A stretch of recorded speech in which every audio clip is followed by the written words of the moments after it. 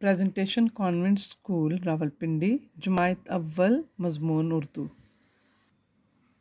जमायत अव्वल के बच्चों गुड मॉर्निंग। बेटा अपनी कॉपी निकालें। आज हम साफ दांत के सवाल जवाब करेंगे और अपनी कॉपी निकालें और उस पर हम काम करेंगे, ठीक है? शाबाश। लिखें सबक साफ दांत।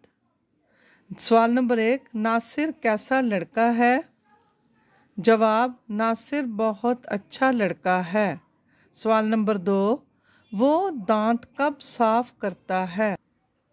जवाब, वो हर रोज़ दांत साफ करता है।